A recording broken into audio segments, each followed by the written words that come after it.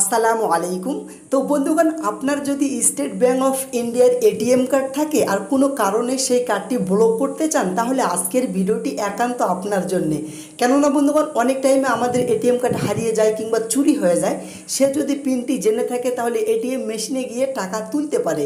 সেই ক্ষেত্রে আমাদের এটিএম কার্ড হারিয়ে গেলে ব্লক করে দেওয়ার দরকার। তো চলুন আজকের এই ভিডিওটিতে দেখাবো মাত্র একটি এসএমএসের দ্বারাই আপনার এটিএম কার্ডটি কীভাবে ব্লক করবেন এবং কার্ডটি পেয়ে গেলে পুনরায় কীভাবে আনলক করবেন সেই প্রসেসটি আপনাদেরকে দেখাবো।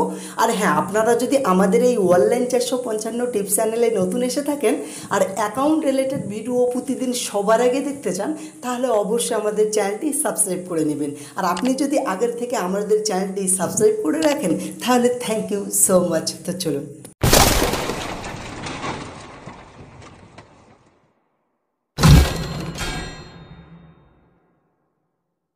তো বন্ধুগণ, সর্বপ্রথম আমরা এসএমএস বক্স ওপেন করে নেব, কেননা একটি এসএমএসের দ্বারাই আমাদের এসবিআই এটিএম কার্ডটি ব্লক করব।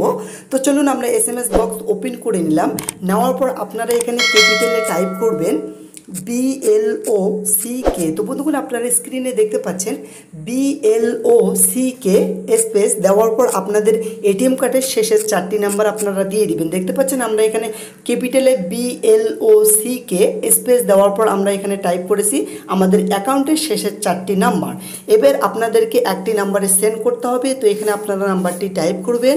নাম্বারটি হলো 5676।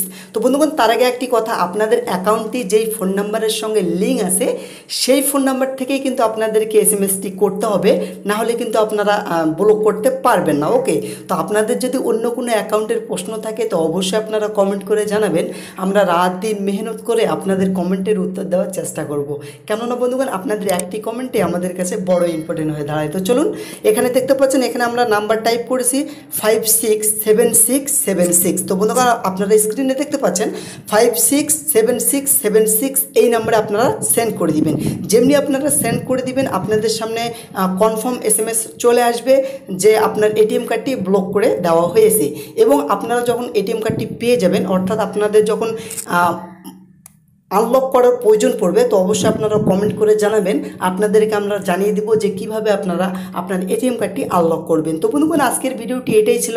যদি আপনাদের একটু কাজে এসে থাকে তো অবশ্যই একটি লাইক করবেন, বন্ধুদেরকে শেয়ার করতে ভুলবেন না। আমাদের এরকম রিলেটেড ভিডিও পাওয়ার জন্য চ্যানেলটি সাবস্ক্রাইব করবেন। তো চলুন নেক্সট ভিডিও পাওয়ার জন্য আমাদের সঙ্গে থাকুন। ততক্ষণ ভালো থাকুন, সুস্থ থাকুন, নিজের শরীরে খেয়াল রাখুন।